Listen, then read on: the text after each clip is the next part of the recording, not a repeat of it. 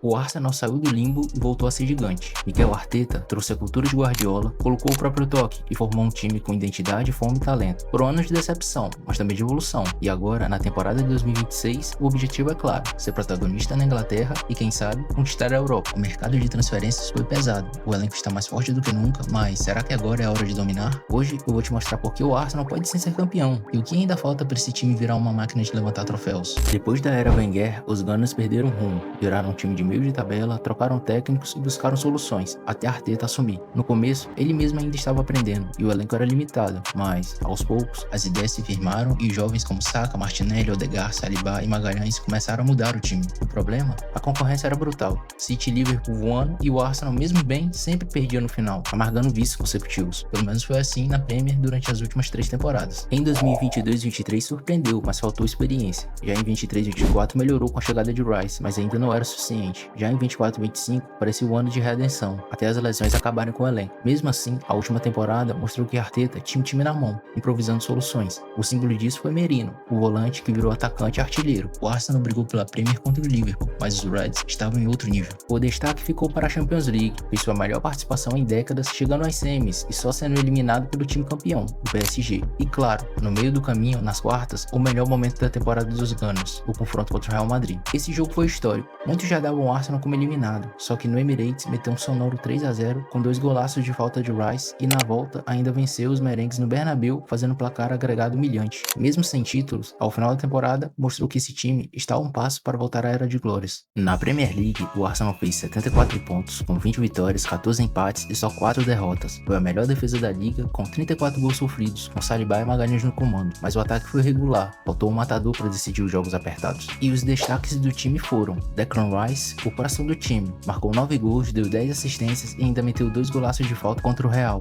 É o pilar do meio campo. O Bukayo Saka é o craque do ataque, é dele que sai a jogada diferente. Teve 12 gols e 14 assistências na temporada. Uma lesão muscular na reta final o tirou de 3 meses, o atrapalhando, voltou fora de ritmo, mesmo assim foi importante contra o Real e PSG. David Raya teve 24 clean sheets na temporada, evoluiu demais debaixo das traves. Havertz foi artilheiro com 15 gols, porém uma grave lesão o tirou no meio da temporada. E por fim Trossard, o 12º jogador e um coringa do Arteta, jogando em todas as posições ofensivas, foram 11 gols em 56 jogos. As lesões foram um grande calcanhar de Aquiles. O Arsenal teve 36 lesões, totalizando quase 1.300 dias jogados fora. Calafiori, Saka, Tomiyasu, Ben White, Havertz, Gabriel Jesus e Odegaard sofreram. E Arteta teve que improvisar, pesando em jogos decisivos. Sem um 9 de ofício, o ataque ficou desequilibrado, o que já não era um ponto forte, porque nem Gabriel Jesus e Havertz conseguiram dar a confiança e certeza de gol, antes mesmo das lesões. Havertz fez 15 gols na temporada, mas apenas 9 na Premier League. Esses não são números confiáveis de um legítimo atacante, afinal, essa nem é a posição de origem dele. Ele é um meio campista, mas ele é tão versátil que consegue suprir essa carência. Porém,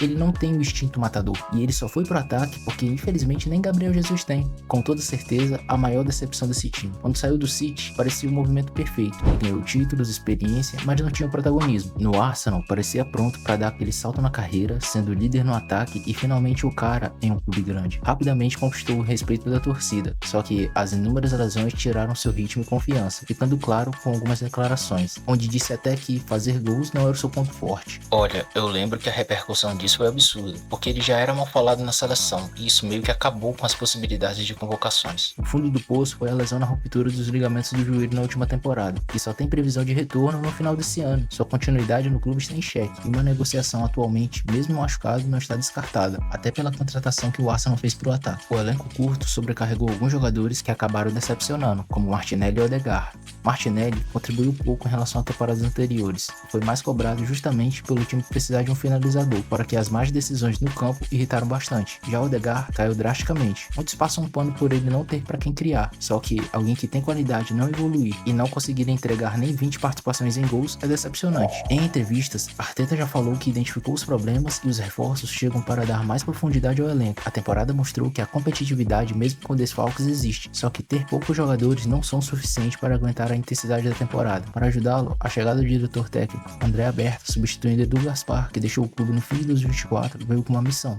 trazer jogadores com mentalidade para ser campeão. O primeiro alvo do clube inglês foi Martin Zubimendi. O volante espanhol vem da Real Sociedade por 70 milhões de euros. Cobiçado pelo Real Madrid, foi convencido por Arteta ao ousado projeto. Ele chega para substituir o Partey, que não teve o contrato renovado, e Jorginho, que foi pro Flamengo. Zubimendi vem sendo um dos melhores de La Liga, tem inteligência tática e capacidade de iniciar jogadas. O famoso registro. É constantemente convocado para a seleção espanhola e recentemente fez até gol na final da Nations. Com ele protegendo a frente da área, pode permitir que Rice avance mais para o ataque, e o encaixe com Odegaard faz do trio no meio ser sólido e técnico. Outro jogador da posição, mas que vem para compor, é o Christian Norgard. Ele já é experiente, tem 31 anos, vem do Brentford e vai ser aquele cara confiável para revezar com os volantes, dando estabilidade e já adaptado ao futebol inglês. Se tiver em boa fase, pode até dar uma boa dor de cabeça pro Arteta. Um jogador que também vem para cumprir essa função de ser um cara confiável no banco é o Kepa. Ele tava no Bournemouth, e não se engane, embora ele tenha pego uma má fama desde o Chelsea por ter sido o goleiro mais caro do mundo, ele já é experiente, e essa última temporada ele foi bem, sendo titular,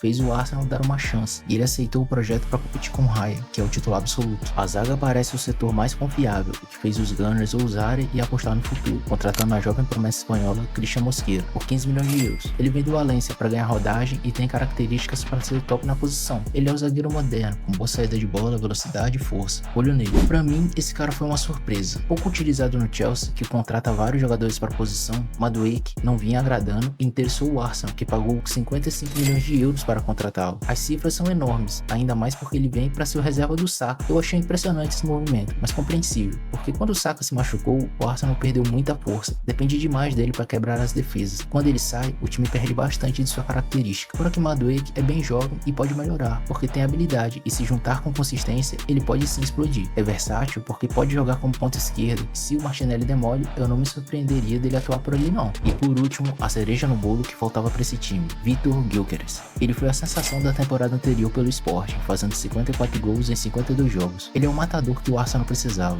Já tem 27 anos e tem rodagem e experiência, mostrando que não se trata mais de apostar. É teu jogador pronto que vai te entregar o último toque pro gol. Óbvio que ficam algumas dúvidas quanto ao campeonato português, que não lança essas coisas, comparado à Premier, mas a evolução em fundamentos na área que ele mostrou nas últimas 2 temporadas é confiável. Ficou mais forte e com finalização precisa. Acredito que não entregará números tão absurdos como na última temporada, mas pensa bem, se o volume ofensivo do Arsenal permanecer e ele conseguir adicionar no mínimo uma média de 25 a 30 gols, já seria sensacional a um ataque que não brilhou nos últimos anos. Existem outros jogadores sendo especulados, como o volante Lucinha Gourmet do Sevilha, que pode pintar nos Gunners. Possui conversas antes da temporada anterior terminar, porém optaram pela segurança e fecharam com Norgard, só que ele ainda é um nome monitorado para o futuro, já que até o momento a janela ainda não terminou. E para fechar o elenco, o Arsenal quer um jogador top na ponta esquerda. E como é um nome que tá circulando em cada time, o Rodrigo pra mim é o cara que se chegar no ataque do Arsenal vai ser um absurdo. Principalmente por já ter Saka e Madueke ali na direita, o Raio vai ter toda a liberdade para jogar onde ele se sente mais confortável. É preciso ver se ele realmente vai sair do Madrid e por quanto o Florentino vai querer por ele. Caso ele não venha, ainda existe outra especulação que é o Eze do Crystal Palace. Ele jogou muito bem a última temporada, faz a função na ponta para disputar com Martinelli, já tá adaptado na Inglaterra e de certa forma é uma opção menos complicada se o clube londrino estiver com pressa. O time até aqui dá dessa forma: no gol,